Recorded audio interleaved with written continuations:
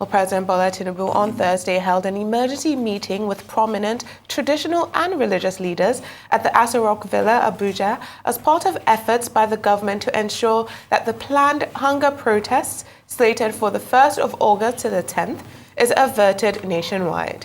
The meetings come after growing calls for the anti-hunger protests following widespread economic hardships in the country.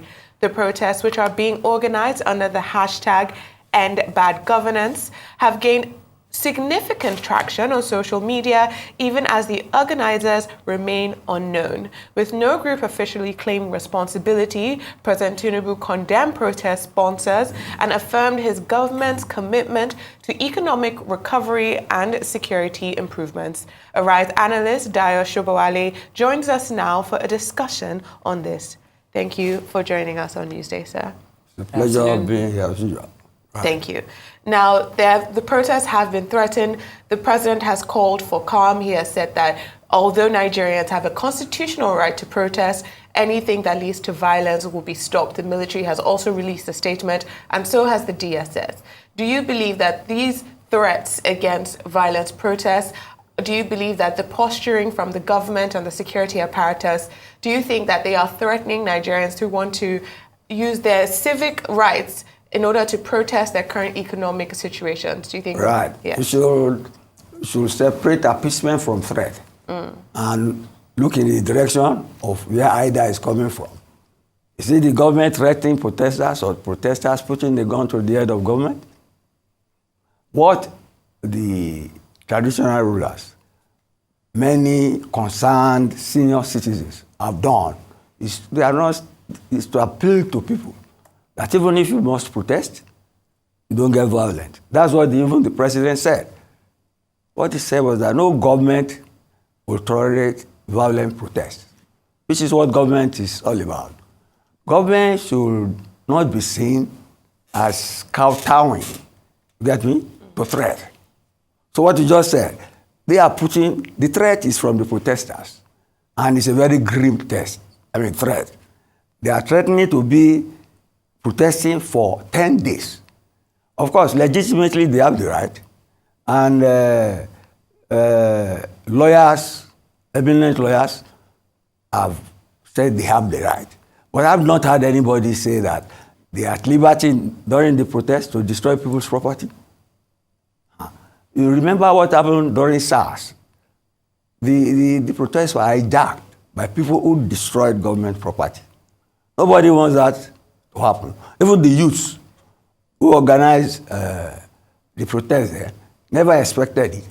And some of them are ashamed of what happened, in spite of police brutality, which was taken care of later by government.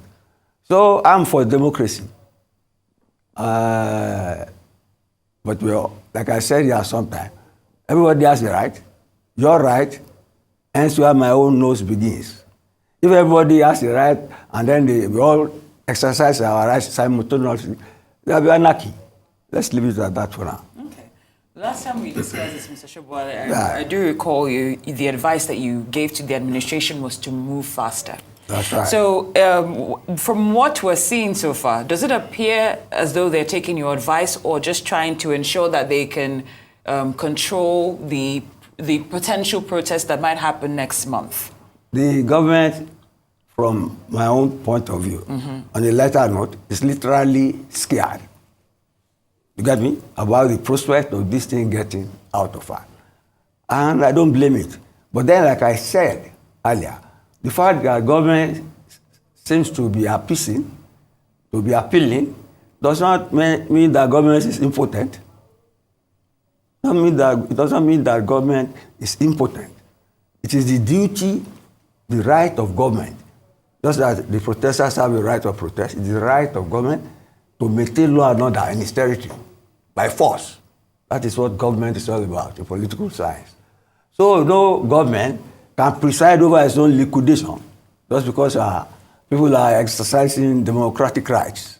Yeah, so there must be balance. I understand that, Mr. Sobowale. Yes. But what I got from what you said about moving faster was to ensure that all the promises that are being made to Nigerians, we can actually start to see results. Yes, So do you think that this, instead, that energy is not going into that? It's going into appealing and appeasing and being scared and also inducing anxiety in the minds of some Nigerians? The protesters inducing anxiety, they are the people warming up the political system. You see, this protest is about to start on August 1st. How many days? What time has government to put in place what have not materialized in all these things? So the priority of government now is to stop it because it is scared of the consequences of it being derailed. However, if the government's priority should not be to stop a protest because that would be unconstitutional, but also we've spoken about the government appealing. However, some people believe that the statements coming from the government, from the Minister of the FCT, Nyesom Wike, from the DSS, from the Nigerian military, are not appeals but actually threats, in that they are not appealing for peace, they are not consoling the Nigerian people who want to protest due to hunger, but rather threatening them. And also, the president himself has not directly spoken to the Nigerian people on this issue. Rather, he has spoken to the APC governors, he has spoken to traditional rulers, he has not spoken to the people in which he governs. Do you believe that this is a terrible thing, that he's sending a bad signal by not speaking directly to Nigerians who are saying we are hungry? Well, if you read the papers, you cannot say the government has not been speaking. The president. You cannot say he has not been speaking. No. The only thing you can say is that he has not made a national address, like Biden did in the US. But then he has not spoken in a vacuum. And he's not speaking to deaf people. And so many other people have spoken on his behalf. Traditional rulers that we respect in society. You cannot discountenance that sort of, it's dialogue. He's trying to dialogue. And he made one ominous example, and that is about Sudan. The Sudanese demonstrated, they removed the military, they put the government in place, they still kept on demonstrating until warlords seized the place, and this place is almost uninhabitable. We should not prove, all of us, we should not preside or be spectators at the liquidation of the peace and political stability that we are enjoying now. All right, Mr. Sobowale. Now, given Nigeria's complex federal structure, how might the responses to this protest differ across various states, and what challenges does this currently present, or could this present to the federal government? Well, the government is already anticipating the challenges. That is why all its institutions for security are on alert, and even Wike was categorical that in capital territory there will be no such things. I've read about some Nigerians too accusing government of trying to sponsor pro-government protesters.